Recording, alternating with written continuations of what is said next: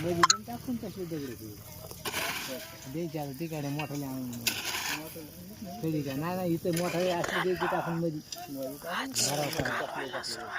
पातळ पातळ हे करायचं आणि मग हे खडी देव टाकून तांदूळ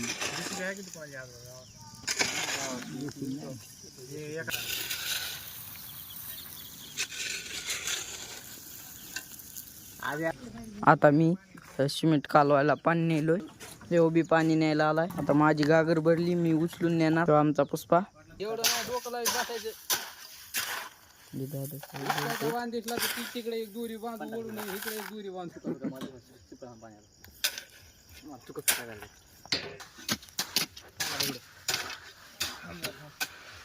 पाण्याला